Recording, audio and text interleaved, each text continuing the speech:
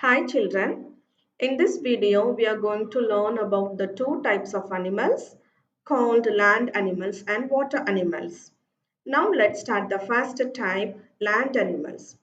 What are called land animals? Yes, the animals which live on land are called land animals, right? So the examples are giraffe, monkey, elephant, deer, lion. So all these are living on the land and they are called as land animals, and they are also called as terrestrial animals. Okay, so here children, we already discussed that the animals, they have different body structures, right? The body structure of this elephant is different from giraffe and monkey, right? And when we compare this deer and this lion, there is a weak animal, whereas this lion is very strong animal and the lion has very short teeth and claws, right? So why do they have different body structures? Because these animals live in different places and also they eat different types of food. Okay, based on that, these animals show different body structures. Okay, dears, now we are going to take some examples of land animals and the special characteristics of the land animals one by one. Okay, the first animal is polar bear. Where do this polar bear live? Yes, they live in the very cold polar region. Here the temperature is very cold. How do they tolerate this climate? Because this polar bear has thick fat and fur. Look at here. The polar bear body is covered with thick fur and under the fur it has thick fat. Okay, this fur and fat protects the animal from the cold climate. Okay, dears. Now the next animal is what? Camel. Okay, where do this camel live? Yes, camel lives in a desert, right? So the desert is full of sand and it has very hot temperature, isn't it? And the camel is also called as the ship of the desert, right? So here the camel has a special feature. What is that? The camel has a huge hump. This play part of the camel is called as hump. Okay. So under the hump it has thick fat. Okay. So here in this desert, the camel at times they do not find food and water for several days. At that time, they use the fat under the hump and they get energy from the fat. So, because of this fat, the camel is able to live in the hot desert. Okay, camel has fat under the hump. The next animal is monkey, right? So where do this monkey lives? Yes, the monkey lives on the trees, isn't it? So here they used to jump over the trees, right? So how do they easily jump like that?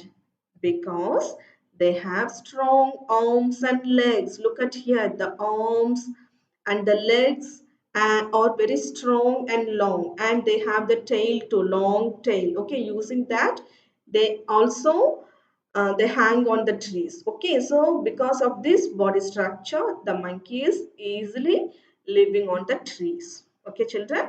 Now the next animal is giraffe. Okay, where do we find this giraffe? We find giraffe in the forest or in the grasslands where there are tall trees and tall grass. Okay, so by using this long neck, the giraffe can easily reach the top of the tree and it eats the leaves. Okay, so this is the special body structure of the giraffe. Okay, children. Now we are moving to the next type called water animals. Okay, what are called water animals? The animals which live inside the water are called water animals. The example, here so many fish are there. We have starfish, and apart from that we have whale, dolphin, then octopus, seahorse. All these are called as water animal and they are also called as aquatic animals. Okay, so what are the special feature these animals have? Now we take this fish. Okay, so what is the special characteristic in this fish? The fish has gills and fins. Okay, what is called gills? So this is the place. So this place part is called as gills. So using this gills, the fish can breathe inside the water. Okay, and these are called the fins.